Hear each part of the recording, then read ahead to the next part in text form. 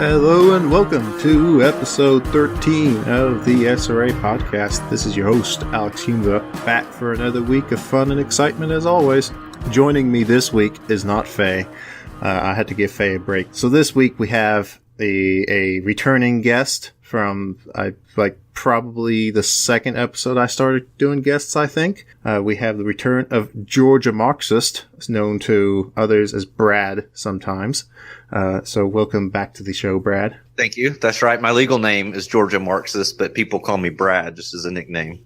That sounds about right. So to kick this show off, we will do something we do every now and then and provide an update on the Socialist Rifle Association. As we do, there has been some changes in the organization as of recently. So for those good ones.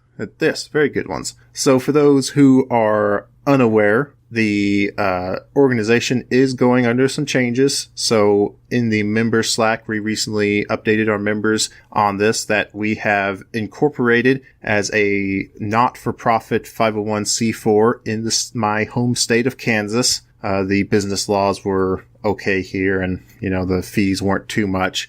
So we are moving away from the previous model. This should allow us to do a lot more things as far as not getting taxed as heavily due to the current corporate structure that this has worked well for a while, but just due to the nature of these things, it's the way we've grown and with just how big the membership is, and of course trying to keep ourselves accountable to the membership, this change to the 501c4 corporation here in Kansas will be good for that, allowing us to move forward with just a lot more ease than maybe before. So we are in process of having that absorb the previous organization, and everything should be a smooth switch over. We haven't really run into any problems so far, so that should be finalized and completed definitely before the end of the month.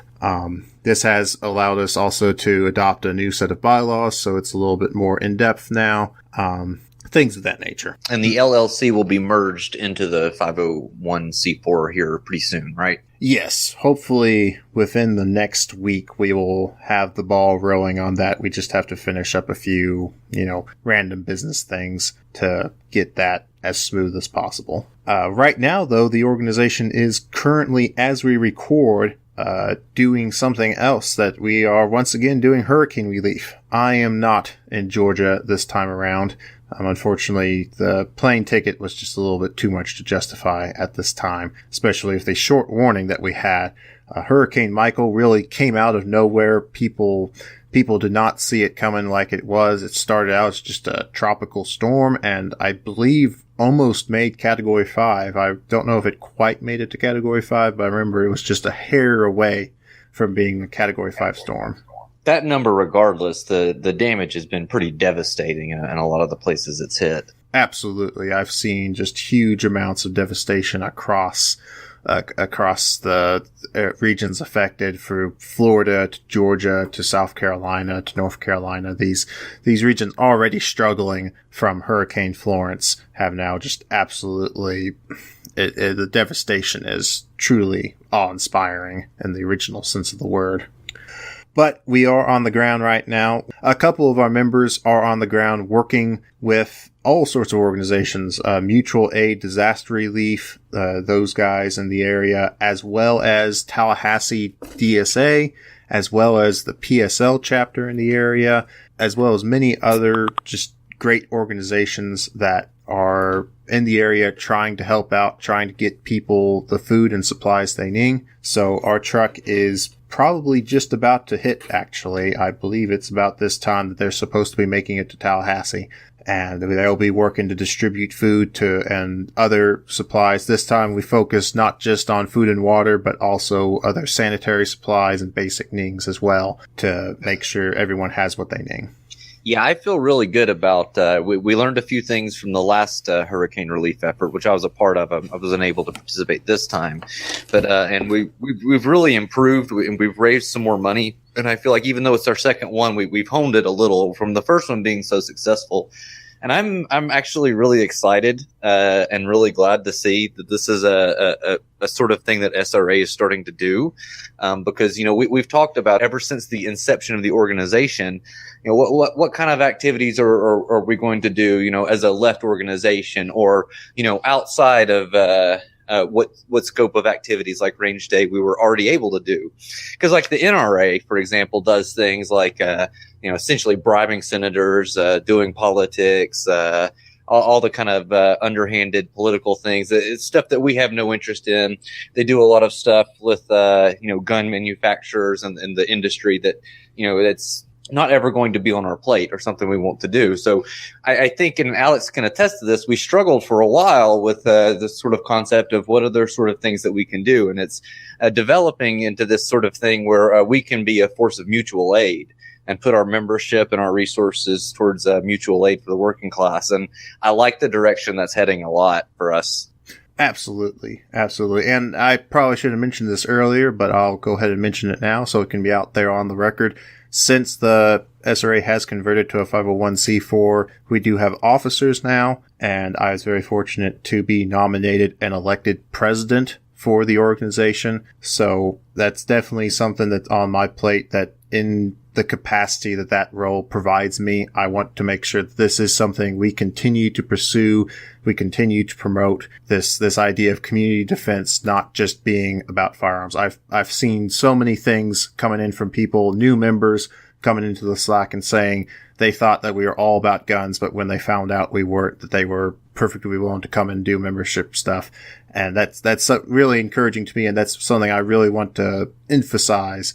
And I think everyone on the committee is on the same page with that this is what we need to do, that community defense, firearm advocacy and rights are a very important part of it, obviously. But this is something that we have to keep focusing on, this idea of community defense being so much more than just immediate people who might be threatening your community. It's so much more with so many other factors that can threaten a community, like the environment, like just even day-to-day things like the inability for people to eat, this food poverty where there's people going to sleep hungry. And that's something the community, if you're defending your community, you have to have things of this nature up and running. And it's something I'm really glad to see the SRA moving in this direction. And in the capacity I have now, I definitely want to make sure we keep moving in this direction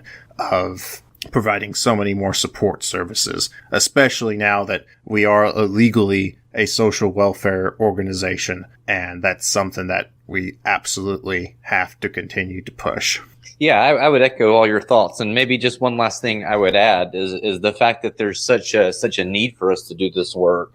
Sort of really points to the sort of situation we're in our system here. We're not in a system that looks out for people. Is that people have to look out for themselves. That those who are taken care of in our society are those who have the means to do so. Like the mutual aid is needed because people aren't getting what they need from the system, and there's just going to be, I think, an increasing need for organizers and others to start filling in that role, especially as the economy may go sour and economic inequality and is becoming worse and worse. Not to mention climate change, and it's particularly noteworthy and interesting. I think the example that we're doing now is hurricanes. Because there's a definite thing you can compare it to. For contrast, a place which gets hit by a lot of hurricanes, bad ones frequently, is Cuba. But Cuba is not ravaged nearly as badly by its hurricanes like its neighbor Puerto Rico, because they have really the world's best hurricane response system, where every citizen knows where they're taken care of. You know where you're going. You know where your family and your kids and your grandkids and your cousins will be going. It doesn't matter if you don't own a car. If you live in the lowliest hut way out in the middle of nowhere, someone will come and get you and evacuate you, and you'll be provided for. And it's just such a stark comparison to like what happens when a hurricane hits under the system we're in, which it really, comparing the two systems shows how broken ours is and the need to replace it. Absolutely. Absolutely. And I do believe that, there's so much we can do And just looking at the numbers of what's out there, if you look at established organizations like calling back to like the NRA, I mean, LaPierre, when he was president of the NRA, was drawing a $3.3 million salary or something like that. In the millions. Absolutely absurd. And it's so much money. And you think for what it would take to properly compensate somebody who's running an organization as large as the NRA, because of course it does take a lot of effort to do that, but it's certainly not millions of dollars in compensation. And so even somebody who is making a very generous salary, even $300,000, that's another $3 million that you could take to do things like this. We raised $3,500 this time around before we ended up shutting the GoFundMe down, just because we didn't want to take more money, because we didn't want that to go to waste. That, we're kind of having the trouble spending that money. It's so much. Shout out to the anonymous big donor. Oh yes, the anonymous big donor who donated $1,312. That was a fascinating donation, we'll go ahead and say. So big shout out to whoever dropped that bombshell on us, and then many others who gave very large, very generous contributions to it. So you think if we raise $3,500, how much could we do with $3 million? How much food is that going to buy? How much could that help rebuild a community? How much could that go to help clear out these areas and provide a better situation? I mean, if we're working at economies of scale here, it could do a huge amount of good. And instead we have organizations like this that are collecting members' dues and donations and such, and not doing things like this. It's, we'll go ahead and say it doesn't take $3 million to go stand in Congress and give a nice speech. Definitely. And the anonymous donor, I'm sure that most, if not all, of our listeners would already understand the significance of the number 1312, but maybe explain it maybe to people who are new or might not have heard this before, if that was the particular donation amount. Yes. So 1312 is the numerical designation on the alphabet. So the place. So 1 is A, 3 is C, 1 is A, 2 is B. So ACAB, which is best translated as all cops are bastards. So it's kind of, I guess, one of those slogans that many on the left have, denoting that, under the current system of capitalism, the police and law enforcement are ultimately beholden to the forces of capital. So the cops are definitely not your friends. So certainly not under the system of capitalism that we exist in.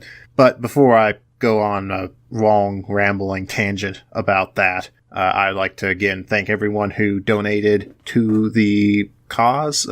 Thank everyone who's in the organization, who's supporting these efforts, who gives donations to these relief efforts. And I hope that this is something we continue to do whenever there's a disaster and whenever we have the ability to go help, that we go and help, because that's something we have to be doing, and that's something we have to be spending our money on. So we'll take this opportunity to transition into the first kind of general topic of the night, that we have the tech sector. So technology sector, the Silicon Valley, this kind of culture around it. We'll begin with the show's favorite recurring character, Elon Musk, who just can't keep himself out of the news. Yeah, he's not been having the best time lately, and there's been some, I guess, schadenfreude from that, if that's how you pronounce that word. I think I've only ever seen it typed. Yeah, I think it's Schadenfreude or Schadenfreude. I actually don't know. My German lessons aren't. We can keep trying, but we're just going to further make fools of ourselves. Most likely. But no, he's had some rocky times lately. Yeah. Yeah. So, like we discussed last time, the SEC, they told him that you can't manipulate markets like he did, and he backed down on that, and he resigned as head of the board, and he stepped down. He's still CEO though, so he's still in a very good position. But Musk, apparently nobody has told him that, sleep is a good thing, that you should get your 8 hours of sleep a night. and like definitely a man in his position. He's in the position that he can get his 8 hours of sleep a night, and it's just really healthy for your brain and really healthy for how you think. But nobody's told him that. The ever infamous elongated muskrat has sent out some more tweets. Nobody's taken his Twitter account away from them. But you know, that's a long, proud American tradition now of various famous figures with various incendiary Twitter remarks. I'm looking at it right now that Musk tweeted out Thursday of last week, it looks like. He tweeted out this: "The short seller enrichment condition is doing incredible work, and the name change is so on point." So this is, of course, a dig at the SEC, the Securities Exchange Commission, that, you know, stripped him of his position off the board and was really pretty nice to him in their judgment. Yeah, and I believe he didn't just, and I might be wrong about this, so correct me if I'm wrong, but I believe he not only just it was more than he just stepped down as CEO. Wasn't it like ruled that, or not as CEO, but as director of the board, wasn't it basically ruled that he couldn't be and he couldn't serve in that capacity in the future, or am I getting something wrong here? So he basically did the equivalent of a plea bargain with the SEC, that if the SEC had pursued civil action against him, they could have stripped him of everything. They could have taken him down as CEO. They could have taken him down as head of the board. They could have done a whole lot of things because it was so blatant how he was manipulating the markets. So he took the equivalent of a plea bargain and made a deal with the SEC that he agreed to step down from the board and cannot serve in that capacity for 3 years, amongst a few other things. Gotcha. So he is legally bound by that. Again, they could have done a whole lot worse than what he ended up agreeing to with them. It's just, you know, they prefer to get a consensual agreement rather than take this to court and force something. So, apparently this tweet, didn't break any rules. It says here, Thomas Gorman of the law firm Dorsey and Whitney said the tweet was, quote, ill-advised. I like a cool-headed lawyer just putting it that way. So it's probably not the best idea to taunt the organization that, you know, regulates a very significant portion of your business. But what can we say? Representatives from the SEC and Tesla chose not to respond to this. So I guess this is just another chapter in the ever eventful Elon Musk saga.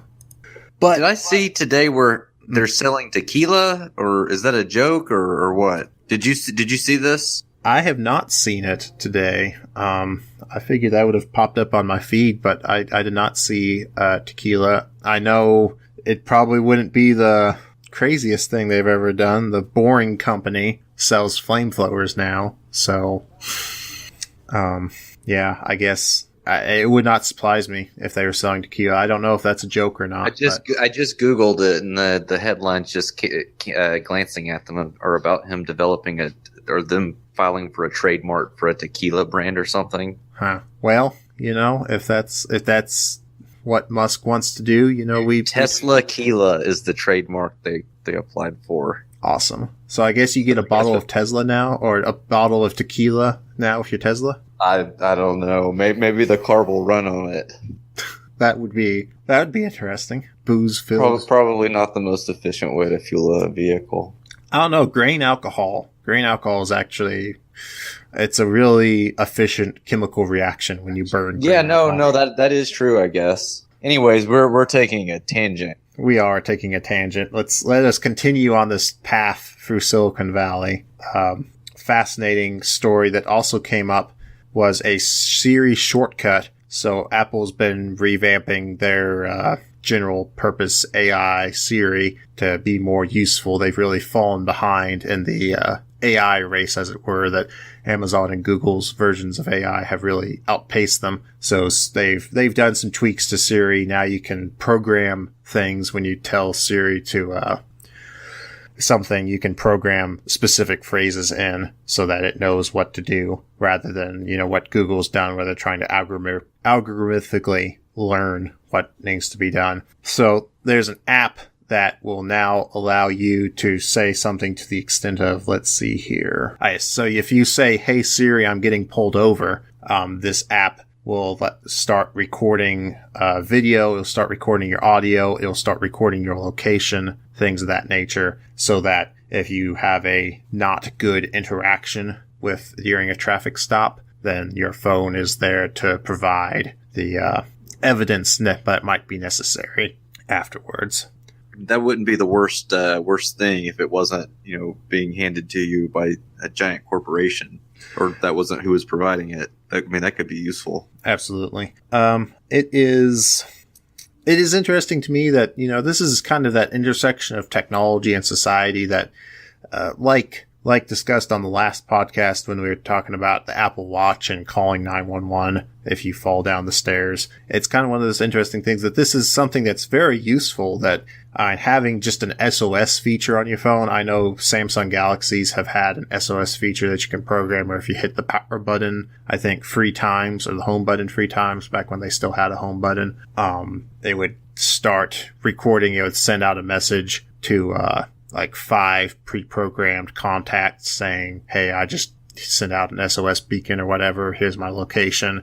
And it would start recording and stuff. It's an interesting thing that is a very useful thing, but it shows evidence in our society that this is such a common occurrence that people feel the need for this. And there's a market need for something like this. It is so common, and it's really telling that I don't think this is at all something that's, security theater or something, or somewhere people are just super paranoid, because this is really a reality people live with every day, that traffic stops sometimes don't go very well. And of course, it's one of those situations that people can say, well, there's tens of thousands, hundreds of thousands of traffic stops a day, and so many of them are just plain as day ordinary things. And it's like, well, yeah, the percentages might be low. But the cost of something going wrong, it's a very high cost if something does go wrong. You would have to have your head pretty far in the sand. You would have to have some pretty purposeful, willful ignorance to claim that there's nothing wrong with the way policing is done in the United States, that being pulled over can't and doesn't often lead to major problems. I mean, it's trying to justify the system is at odds with the reality. It's to say that it's not needed it would be a hard position to take. Absolutely. So I will have this in the show notes as always for people who want to check this out for their own personal use. But that does kind of segue as well into this article on the Wall Street Journal, which I won't discuss too much the particulars of the Wall Street Journal, but this is just a topic I want to touch upon because it intersects with this idea of technology and society and what is technology's role in helping us. And so this article the Wall Street Journal published is entitled "Facebook's Zuckerberg Tells Employees to Respect Diverse Views of Colleagues." And I find it very, very interesting because this comes out at a time that a lot of things are happening that, Silicon Valley is this strange melting pot of libertarian idealism as well as progressive idealism. And it's this really strange corporate culture that has developed in Silicon Valley of these folks who have very strong individualistic mindsets, but also have a very strong, almost crusader-like mentality that they have a particular gift and that they can go save society. And it's one of those things that it's not a bad thing to say, I have skills and abilities and I can go help people. That's a very good thing. Wanting to help others, of course, that's a very good thing. That's the core foundation of mutual aid and things like that. But you get into this weird mentality, and I feel this has really come up in places like Facebook and Google and Microsoft and other companies, Amazon to a lesser extent, just because of how their corporate culture is run, that it's this really strange, holier than thou, we'll go ahead and say, attitude that, we know better than other people. We know better than these people who are so stupid to go vote for somebody like Trump. And we know better, and we're going to save people from themselves. And this is really evidence that with somebody like Mark Zuckerberg, ardent capitalist. I mean, obviously he's what we could describe as an entrepreneur. He's very much a venture capitalist at this point. He has a lot of investments in other things. He's very steeped in the system of capitalism. And here he is giving a speech to his employees about let's embrace these progressive liberal ideals, and let's make sure we respect the diverse viewpoints of colleagues, and let's make sure we respect everyone's viewpoints, and using this very progressive language. Well, at the same time, Facebook is banning leftist groups left and right. I mean, Facebook and Twitter both are getting a lot of publicity now, that especially in leftist circles. I haven't really seen it in the mainstream news media as much because they aren't interested in things like this, apparently. But a huge amount of leftist Twitter accounts and Facebook pages have suffered adverse reactions, even as the Facebook CEO is up here saying, well, we got to respect everyone's viewpoints. And what inevitably happens, I feel, especially in a situation like Silicon Valley where you have this place steeped in libertarian ideology, I feel like this is what always happens, where the left ends up being silenced during this, and then the right is given a platform because, well, we have to respect everyone's viewpoints. Yeah, and another example of something recently that's brought that to people's attention is Jeff Bezos getting Equality Award. I don't know if you saw that. I have not.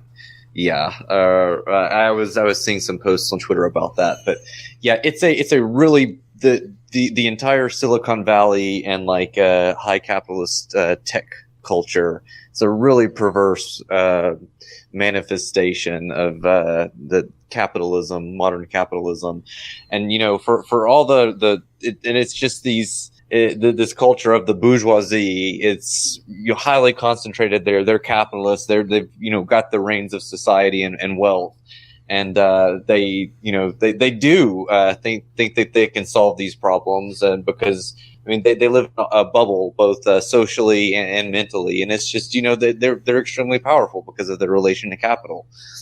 But it's in actuality, it's such a farce, and these companies wreak so much havoc and destruction.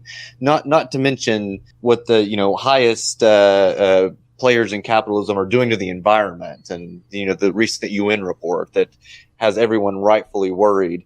But look at the way Amazon treats its employees, and then look at what Facebook has done, like made this market where you're the commodity, basically, like the user is what's being sold, is your data, and that they do these things hand in hand with the government. I mean, they couldn't exist without their relationship to the capitalist state. If they didn't have this capitalist state, holding their hand as a partner, it wouldn't be able to be this way, and they definitely do. Scratch the state's back in return as well. It's well known that like Mark Zuckerberg and Facebook higher ups have had very cushy relationships and made deals with elements of the government, backed by the Department of Defense, or like trying to have a particular narrative out there about Syria. If you look at like things like Syria or North Korea or China or Russia, or how all the media spins it, and they work hand in hand with each other because they have to. So the notion that they're actually going to save the world is completely backward.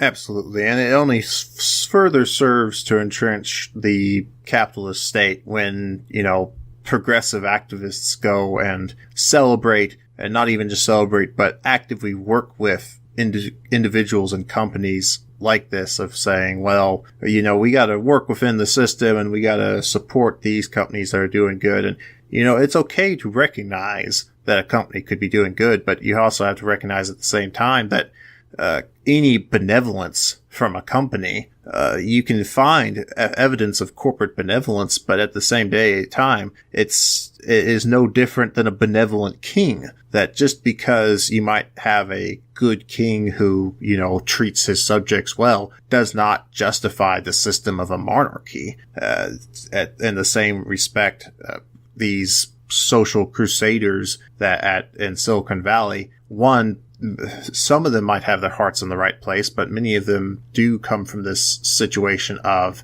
holier than thou. We know better than you. So let's reshape the world in our image so that things can be better. Proper change cannot come from these corporations. Proper change can only come from the bottom up, from the working class, striving to make these situations better. Absolutely. I mean, and these corporations are 100% doing more harm than good. I mean, the complete reorganization of the economy and society that we need urgently, they're a core component of the problem, in fact. Absolutely. Well, we'll go ahead and kind of transition from Silicon Valley corporate stuff to a topic at the heart of the SRA, oftentimes, that in our community of corporations and guns, the interface between firearms and corporate world, and part of this social activism as well, of what companies feel like they need to be doing to, appease the populist social sentiment out in America. So most recently, there's been some kerfuffles with banks. We've talked about this previously on the show, that banks have been turning down lines of credit to firearm manufacturers or associations associated with firearms. But in a kind of a doubling down, as the article put it, on their commitments. The Wells Fargo Corporation has issued a new line of credit to the gun manufacturers Storm and Ruger. This recent wave of financial institutions not wanting to back the gun industry, they seem to be bucking the trend.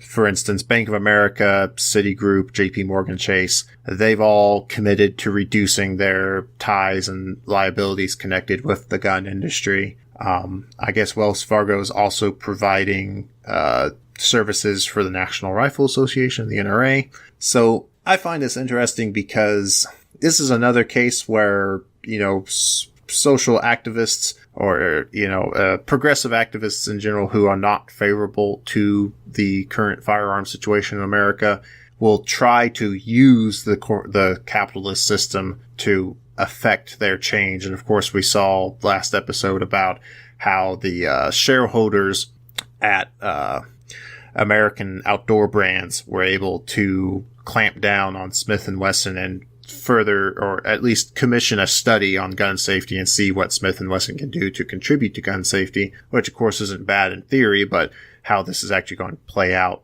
who can say? Yeah, and I mean their motivations is to trying to cut, what they would think of being motivated to take a gun safety research on, or to actually, put resources towards making guns safer is questionable, because they're entirely driven with Smith and Wesson, like any corporation in America, by profit. They have to seek profit. So how they would even go about this, or with from what angle, is unclear. Absolutely. And it's one of those things that very rarely do these activists who are supporting these measures or going through the capitalist system to get this done, very rarely are they addressing the severe issue we have with police violence. That's a significant factor in firearms violence in America, is how firearms are used by law enforcement. And very rarely are these things being done to say, I mean, it's an interesting situation to me that these banks are quibbling about providing support for these institutions and these corporations that are manufacturing guns, supporting firearms rights. But then you will never see Bank of America say, well, we aren't going to provide a bank account for a police union anymore. We're going to revoke our bank accounts with police unions because there's such a trouble with police violence. Or we're going to yeah, it's a good point. Where you never see that, or a particular department like Ferguson that's come out that the Department of Justice at the federal level has said there's systematic biases and just severe discrimination going on in the various departments the Department of Justice at the federal level has investigated. And you will never see these banks take action against those departments because the public outcry from people who, simultaneously say the government can't tread on them, don't tread on me, but then will always support their local law enforcement agency and can never be critical of them unless it affects them, of course. If they have a bad experience, then they will be the first to go on and say about how the jackbooted thugs are coming. But if it's affecting somebody else, they have a much harder time sympathizing with that and advocating on those folks' behalf, especially when those folks are not of their people group. It's fascinating to me to see how this corporate activism is taking place, but at the same time not addressing these serious issues. And just tying this again into climate change, because that's going to be pretty much the central theme of this episode. Are you going to see Bank of America not extend a loan to British Petroleum because they're literally helping speed up the drastic changes in our environment? We're seeing that they're polluting the oceans with oil spills because of safety issues that were brought up to them before their oil rigs had disastrous disastrous breakdowns. We don't see that, but this is an easy issue because this is a hot button issue that you can appeal to you can use the thing about the children argument, and it's an immediate emotional appeal, even though the same argument can be used about climate change. Think about our children and think about the world they're going to have to grow up in when the world is drastically different because of the anthropocene. But because it's not an immediate issue, because there's not dead bodies in front of us, because it's in the future, people don't care. Yeah, and it's going to be an interesting back and forth, I think, in the coming years in America with gun rights. As it stands now, it's favorable for gun ownership and the gun industry in America. It's a shame it's a capitalist one, and there's so many problems with enforcement and gun control and all sorts of things. But it's currently a rather favorable climate.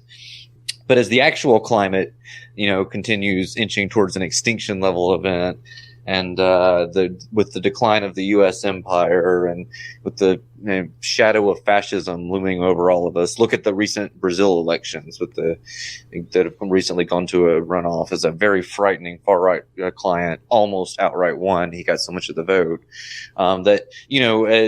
there's also a rising movement worldwide and here in the imperial court in the United States too. Of people are discontented and people know that a big change needs to take place. So we may see where the pendulum swings the other way in this country with a rollback of the ease to get firearms. We may see the sort of gun control as it's masked, which is I would usually refer to as more of an anti-gun movement, start to move forward with the government seeing it more favorably. But it's not as cut and dry here. It's there's hundreds of millions of guns in circulation, and I don't think it's going to be as easy to just put down the gun industry as if they're not as if they don't have a lot of capital and influence in this country. And it's hard to say what's going to come. But at SRA we do what we can is we approach the situation from a class perspective and what the working class needs in America. And it's going to be interesting to watch, and we'll have to adapt, but it's hard to say how that's going to go in the coming years here.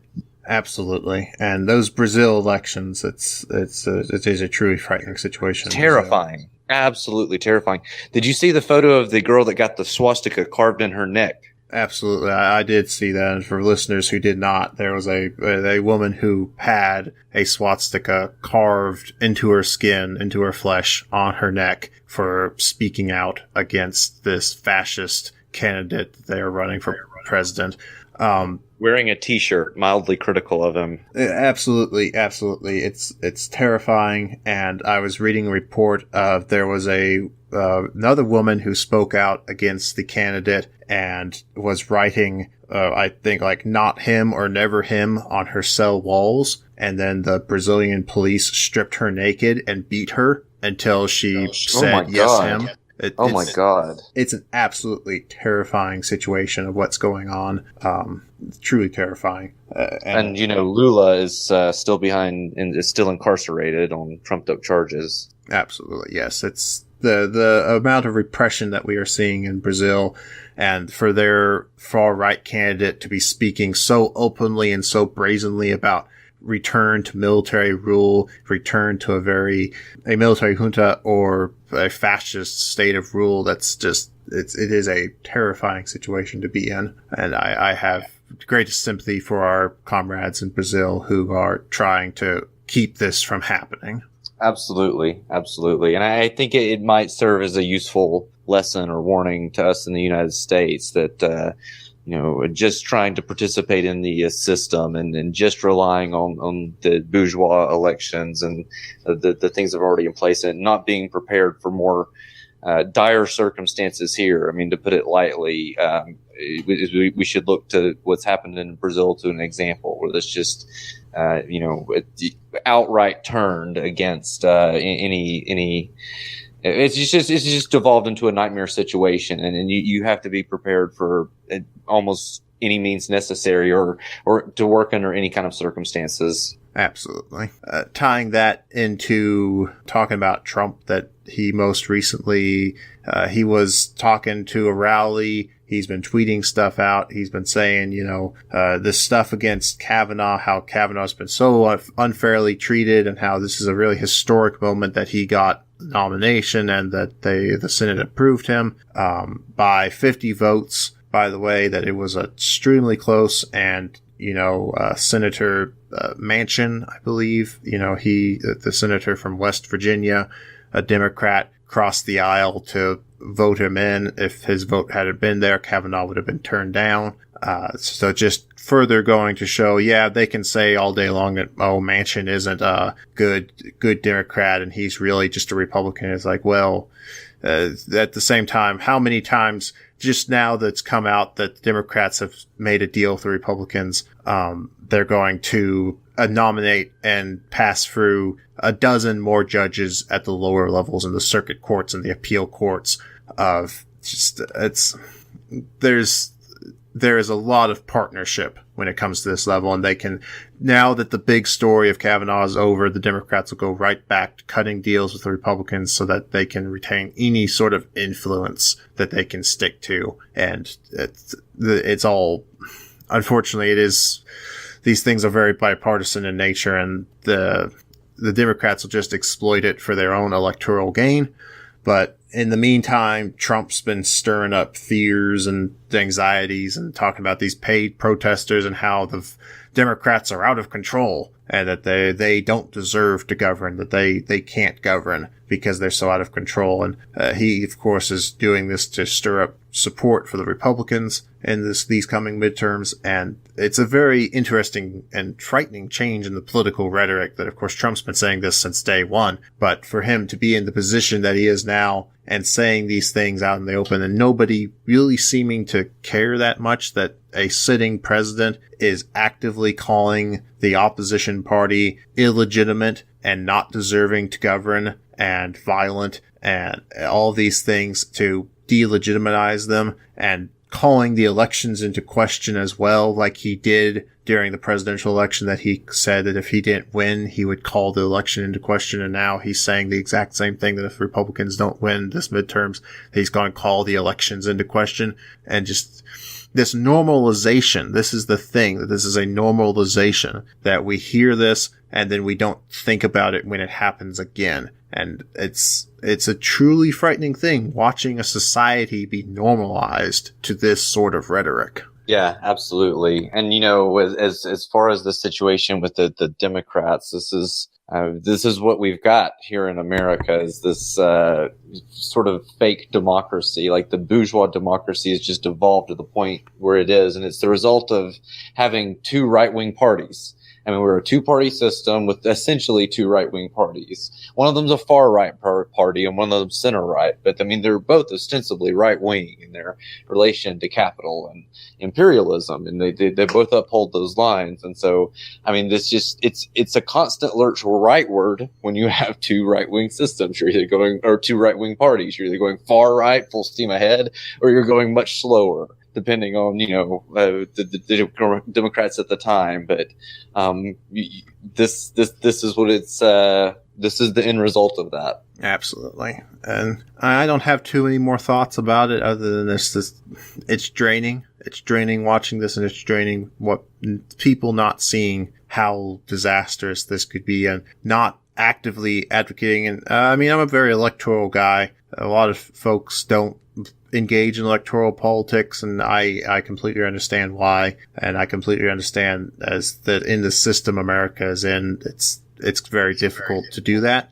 I do feel like even if you're completely despondent about America's two-party system, I personally am of the conviction that you should be prepared and consider to use any tool at your disposal, electoral system, legal or otherwise. Just you shouldn't rule anything out as far as making advancements. Absolutely. And in this context, I mean, America has a very strong tradition of leftist parties that engage in the electoral system. That we often forget that there was once a time in America in the early 1900s when we had a very strong socialist movement, that people were getting elected to office. Even in this two-party system, there is still a way forward, that there were socialist candidates pushed into the House. There used to be socialist candidates in Congress. There was a lot of activity in state legislatures of socialist candidates being elected to state legislatures. Very strong electoral politics back then. Of course, times have changed, and that was defeated in many different ways, from both infighting within the party to government crackdowns and government oppression of the parties, especially during World War I and later after World War II, that it became almost impossible to run a genuine leftist electoral party. But times have changed. We do live in a different era now. We live in an era where leftism is seeing a resurgence almost unlike anything it's seen in its history, that this is really starting to rival the leftist surge we saw in the early 1900s as organized labor took hold. And it is something I feel, if you have to work within the system you're in, and, building power bases of saying we're going to have our own infrastructure. We're going to provide things like mutual aid when the government doesn't provide it. We're going to do these things when the capitalist system does not provide it. That's all very good. And at the same time, you got to use all things at your disposal. As long as that system exists, you have to be able to work and attempt to change the system as it does exist. And when the day comes, if the day comes that system no longer exists, then great, we can put in a new one. But until that time, we still have to get through day to day. And certainly memeing on Twitter about your dual power is maybe not the best way to go about, us actually establishing these things. Yeah, and not to make the segment run long, but there's still a lot of activity and people willing to use the electoral landscape here in America towards socialist ends. I mean, there's all kinds of news over the past few months and year or so about DSA candidates, and although many of them are quite flawed, and you can point to a lot of criticisms as with both individual candidates and maybe the strategy at large within DSA, it's notably different than go back 5 years. Then you didn't really see anything like that, or like hanging out with other comrades and at events for Party of Socialism and Liberation. They do run candidates, both for president and recently for governor of California, not expecting to win, knowing that they're not going to win, but just more of an outreach and sort of, getting the message out kind of thing. And people often talk about those campaigns and that they generate not winning numbers or anything close to it, but, still tens of thousands of votes. And it's sometimes commented on, there's tens of thousands of people that are, willing to show up and vote, and then vote for the candidate with, that supports, Cuba and the DPRK in China, and, the genuinely left-wing candidate. There's tens of thousands of people that are willing to show up and do that. Shows that it's an arena you can't really ignore. Absolutely. And I mean, yeah, it is a lot of effort to go and vote. So being able to show numbers, and certainly I'd really love to see leftist parties get involved at the state level, that these are things where, especially here in places like Kansas, where state house, you're representing 15,000 people. That's the sort of numbers that you can go door to door and you can talk to a lot of people in your district and get a very good idea of what's going on, versus even stuff like Congress or governor, where you have hundreds of thousands, millions of people you're representing. It's very different when you get to the local level. And I do think people, if you can actually engage with people, I think there's a better chance than a lot of folks would give credit for of a genuinely leftist candidate being able to win at a local level in a smaller situation like a state house or state legislature. Yeah, we're just going to have to keep an eye out and see how it goes, and be vigilant against opportunism and sort of that the sort of dangers that come along with that territory. But it'll be interesting to watch. Definitely. Well, as we transition to our final segment of the night, I'd like to put my now standard message out to the viewers that as climate change affects us all and the Anthropocene is just ever so slowly creeping along towards quite potentially disastrous ends, depending on exactly what we do now and how we react to it in the future. I think we might already be a lost cause. But in the event that it is not, and the world can be salvaged, I would like to be around to continue to discuss the ever-evolving world in this format on the podcast or whatever magical means we have in the future. Perhaps something will come along that replaces podcasts. Perhaps I will beam my thoughts directly into other people's minds in the future. Who knows? But in some way or another, I wish to be around discussing it. So as part of that, I do have a Patreon at patreon.com/socialistrapodcast, where you can donate starting at $5 a month to get access to premium content. I am planning another premium episode that will be actually Patreon only. The first one we of course released to the public so that folks could see what it's all about. I am planning to get another one out here pretty soon for a mystery topic that is to be revealed soon as well. So if you enjoy the podcast, you want to support it, and you want to get a few extra things from it, then feel free to go to that Patreon page and chip in as you feel viable and as you are able to. So yes, our final topic of the night is climate change and hurricanes and the disastrous things that are going on around the world. There are a plethora of articles that have come out lately that basically say we are really not in a good position. The EPA under the Trump administration has come out and said, climate change is a thing and we can't do anything about it. So we might as well just go ahead and burn all the oil because we can't do anything about it anyway. So why stop now? We have things like these hurricanes. You have stuff like Hurricane Michael, a historic storm that has devastated the communities.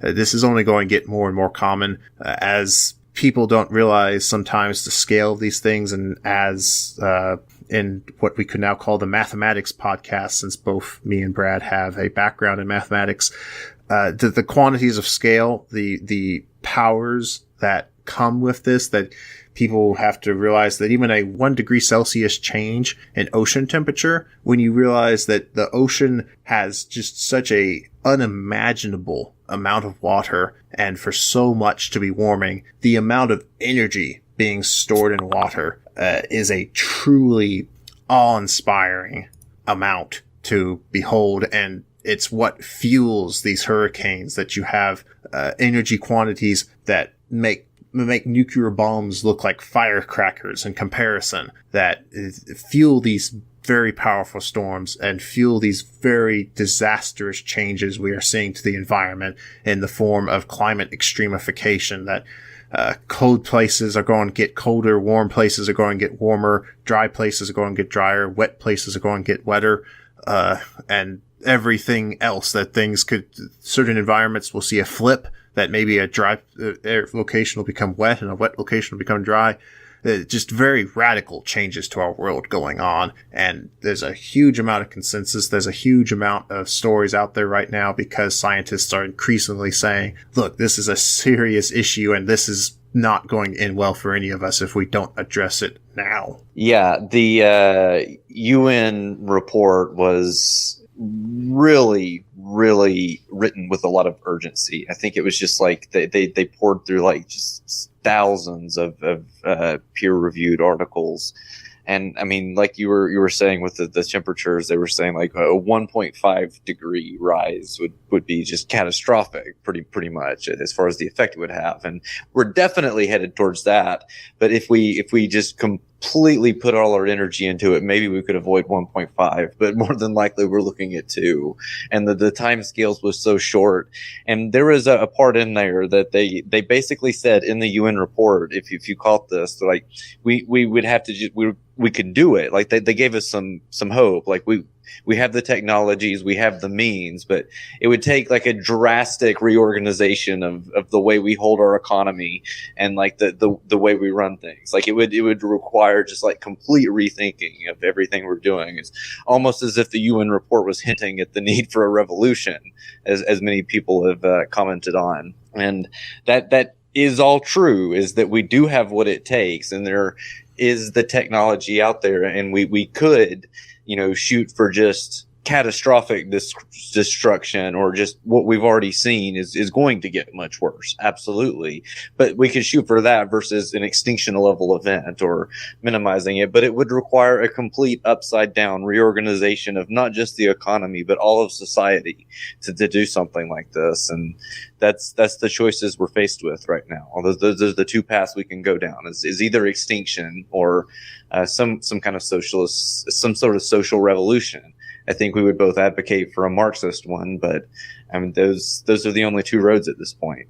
So I guess something that has come up in discussions of both with folks who maybe are completely left-leaning, or even leftists that I've talked to about this, because this is a very, very serious topic to discuss and a very serious thing to get a picture of what should we do. And a lot of folks have pointed out that, okay, if we here in the quote-unquote first world have the ability to do this, what then becomes the responsibility of other countries? That a very popular example, and in some ways yes, in some ways no, it's not appropriate, that there's a lot of variables you have to take into consideration, but of course something that does come up in these circles is the amount of pollution that has been caused by places like China and India. Of course, India does not exist under a leftist government, but China does, at the very least, hold itself out to be a very leftist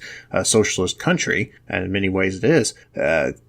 How do we treat these situations of, clearly China has realized this as well, and I think this is maybe an argument that people don't make with the best of knowledge of what's going on, that China has very much dedicated itself to renewable energy because it sees the dire consequences of it. Many of its cities still are plagued by pollution, and it understands that a change is necessary and change must happen. But for other countries that are developing, for other countries that, like India, that are still in many ways developing and getting to what we would call a first world quote unquote situation, how do we work with those countries? That the Paris Accords kind of added this in, a recognition that some countries are going to take longer to switch over.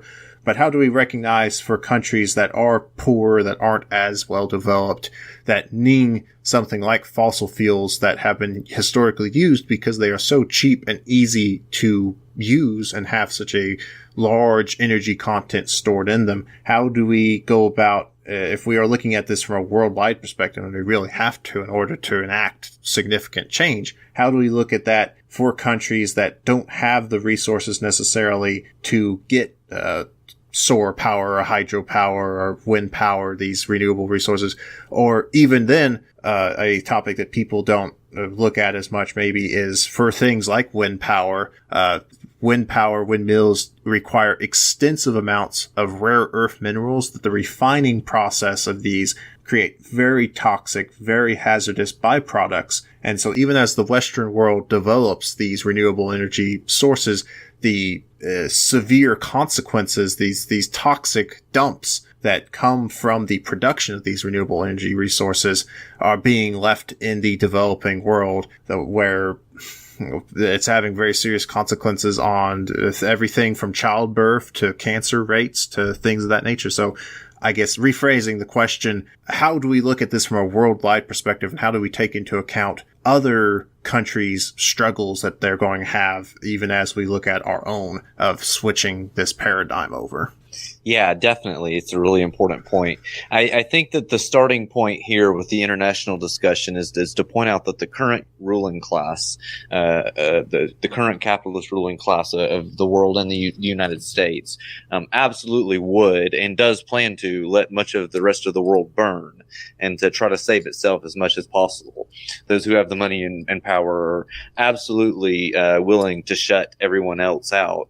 And there's already been, quite an effort on the part of the global bourgeoisie recently to tighten the walled world, and if you know what I mean, and cut down on people's ability to immigrate to places like perhaps North America and Europe compared to some other places. The ability for people to get in and flee, and that for a solution that really works for everybody worldwide and doesn't end in disaster and is probably successful anyway. It's going to require cooperation on a global scale.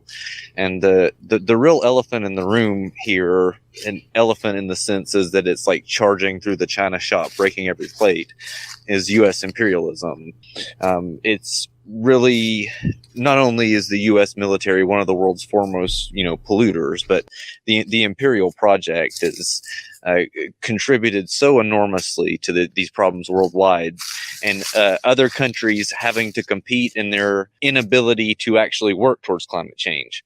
As a quick example, China, as you mentioned, they've done more than just about any country on the earth recently to actually plan towards and actively combat climate change, and they have cut down their emissions. But there are still, pollution problems in China. But because then they have to compete, and they got the U.S. breathing down their doorstep, and it's hard to modernize your country because China was very underdeveloped, and they're still rapidly developing on this global scene where you're kind of under the boot of the United States constantly, in a way that's ideal. And I think that China, especially under the recent governance of the Xi Jinping, which is sort of gone in maybe a more socialist direction, I feel like, since his predecessor, since the reforms of Deng, has been wanting to inch towards that direction and take a more socialist aspect to things. But it's really hard on the global scale to go in the direction you want and still survive and compete. And the major impediment to all of these issues today, I feel like, is U.S. imperialism. I can see that. And I can see that, of course, when you're undertaking these changes, that's a lot of economic power that you have to divert to do these changes. And that's economic power that's not going towards something like competing with your neighbors and competing with other players on the world stage. Because unfortunately, even though we wish we could live in a utopian world where you don't have to compete with others and you can just exist as a nation out there and, have a very friendly relationship with everyone. At the end of the day, it is a very much an imperialistic situation out in the worldview that other countries seek to dominate the other countries. And I can definitely see where it would be difficult for a country like China to, devote as many resources as might be necessary to get this done quickly. At the same time, I also feel like it's a trap that we can fall in of where we can say, well, shouldn't other people be doing this? Why should I do something when other people aren't doing it? And it's like, well, the actions of one individual, of course, don't really make a huge difference on the whole, but we're not dealing with the actions of individuals here. Even though you are making a decision, you are still part of a society that is making a collective decision. Everyone is making that decision, and if people collectively decide, well, we aren't going to do anything, then yeah, it's going to be a situation where, sure, you as an individual haven't made a change, but because you as an individual and everyone else as an individual has decided not to make a change, well, now nothing is ever going to happen. And so we can't be ruled into this mindset of, especially what right-wing pundits will say of, well, why aren't these other groups doing their fair share? It's like, well, you got to start with yourself. You have to make a change in yourself before you can start criticizing others for not making that change as well. And certainly if the way things are going in America, we seem to be going in the exact opposite direction, that we want to start even as we're moving away from our dependence on coal power plants, now the EPA is revising its rules, and we're having a strong push back towards getting things like coal-fired plants and fracking and things of this nature, very hazardous, polluting procedures. That it's going back to your earlier point about sort of individual players or trying to, tell another country or another individual to cut down. It would be an absurdity, of course, for everyone to start demanding that developing countries or India, halt their usage of fossil fuels or polluting and, switch over to renewable energy, while the United States and Europe and those players remain the biggest polluters of all. You can't just selectively, even though I wouldn't put it past the current ruling class to try to say something like that. It's it's an unequal equation there. It is sort of going back to what I was saying earlier. It will require cooperation on a global scale.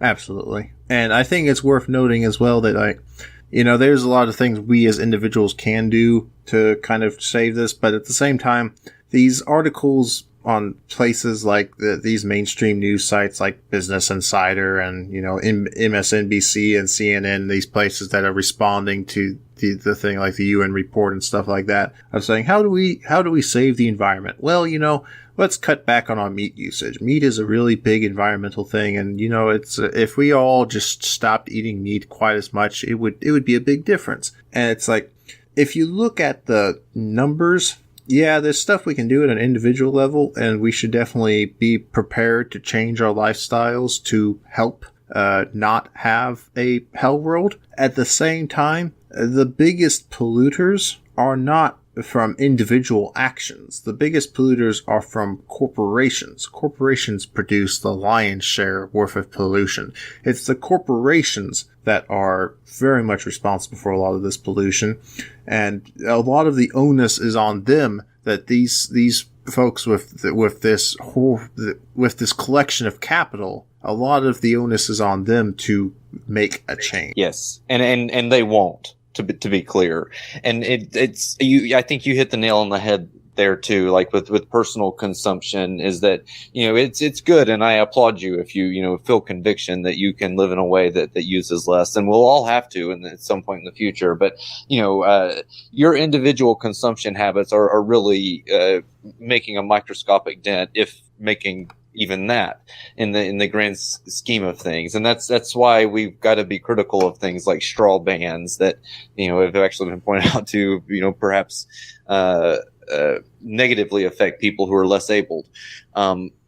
Is that, compared to the international capitalism, what the amount of difference or harm that you're causing is absolutely negligible.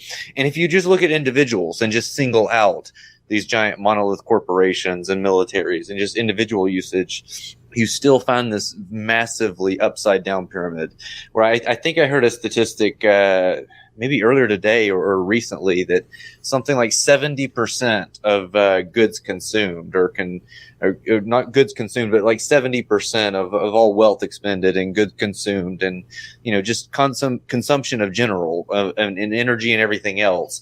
70% of that is from the top 20% of wealth. So, we're not talking about like the top 1%, but it's still, it's much higher up. It's greatly unweighted that the top 20% is really going through 70% of it. So it speaks to the need to completely dismantle the system that is. Absolutely. And I think one of the most popular things that you can look at is stuff like cruise ships. That, cruise ships are just basically floating pollution piles that, like, cruise ships expel so much pollution both into the ocean in the form of wastewater, as well as just atmospheric emissions and things of that nature, as well as the entire infrastructure required to support a cruise ship. So much goes into this. And what is a cruise ship but a floating luxury resort? It's like, I understand why people would want this, and this is the thing that it's not that we're the no fun squad, and we're not here we're not here to tell you that, no, you can't have any fun because that pollutes the environment and we have to all live gray, meldrew lives because otherwise, lest we emit a single particle of CO2 into the atmosphere, we can't have any fun. It's not that. It's that we have to be responsible with these things. And it's like, if you want to go take a vacation somewhere, if you want to go to the Caribbean and enjoy the scenic sights and, be a tourist and whatever, it's not that that's inherently wrong, and we never want anyone to do that. Tourism still exists in socialist countries. That's still a thing, as much as the right-wing media might tell you otherwise. But at the same time, it's the sort of thing that you have to be wise about this. Is it better to take a cruise ship and float around the Caribbean, expelling all this waste and pollution and furthering the descent into this very apocalyptic anthropocene that we're starting into? Or would it be better to just take a plane, which planes are very, despite being expelling a lot of pollution because they burn so much fuel, planes by person, by capita, are actually a very environmentally friendly thing. That planes are very efficient for getting people from one place to another really quickly, and it's actually not bad to fly a plane in the grand scheme of things. Would it be better to, rather than going on a cruise ship around the Caribbean, of taking a plane ride to Havana and enjoying the sights there and having a good time there, versus having an entire infrastructure, having an entire platform, an entire city, as it were, floating on the ocean, expending all this waste and pollution, when you could already make use of existing infrastructure, of existing facilities in a much more environmentally conscious way.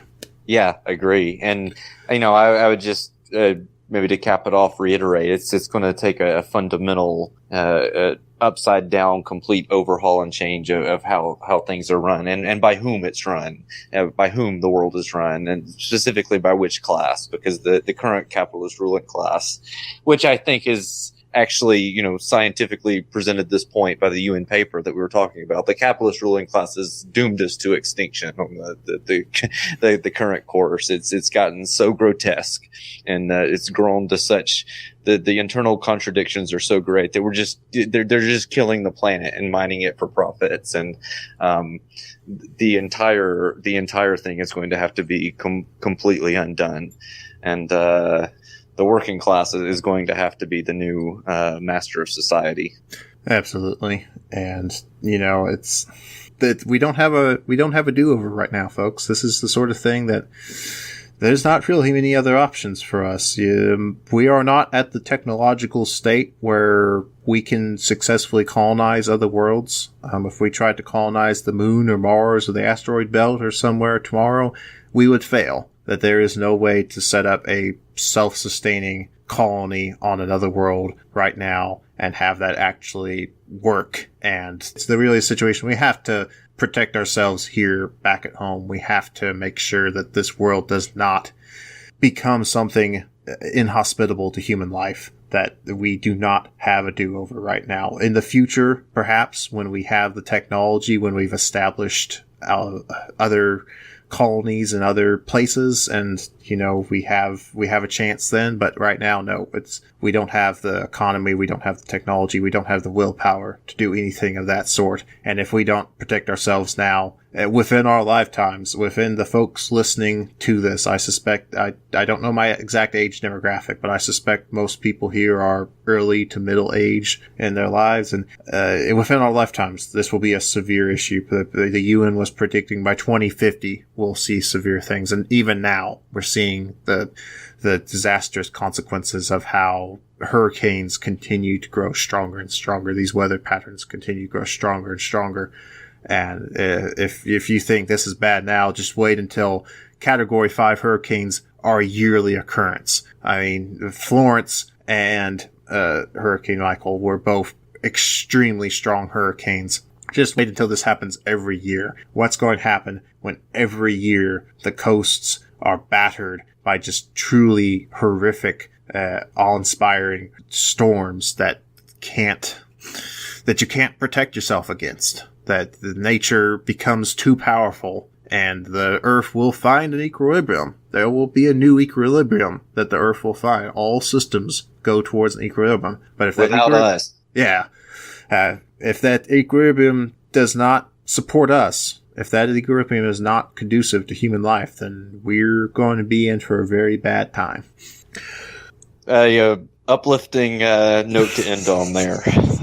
So just keep that in mind when you're voting for folks. I mean, this is the sort of get involved. Yeah. The fight back's going to require everybody. Join a socialist organization. Join a local organization.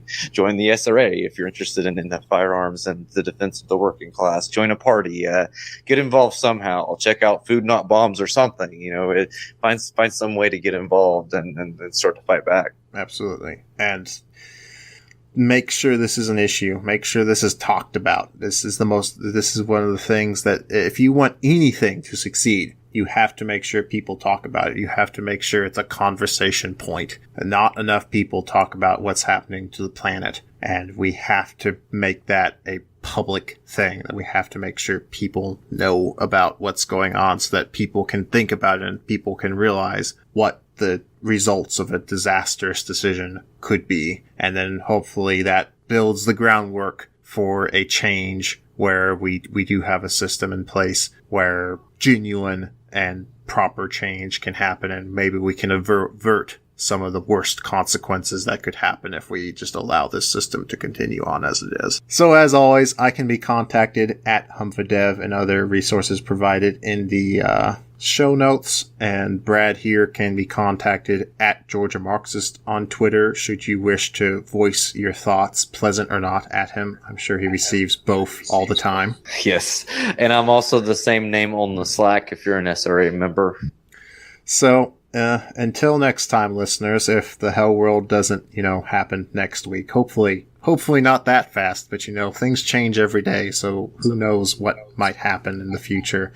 Until then, I will point out, Alex, that much of my criticism is oriented around my dislike of cats. This is true. Brad hates cats, and it's something that I can both respect him and not respect him for. I had a traumatic childhood experience. The only cat I ever owned when I was a small child, it was very, very cruel and mean, and I would wake up with it scratching my face and drawing blood, and it was very vicious, and I've just never liked them since. Secretly, listeners, this is why Brad's now a socialist, is because of his bourgeoisie cat flashing out at him. Anyways, I don't know if you want to include all that or not, but anyways, I'll let you finish. Anyways, remember, listeners, seize the means of production. Later, y'all.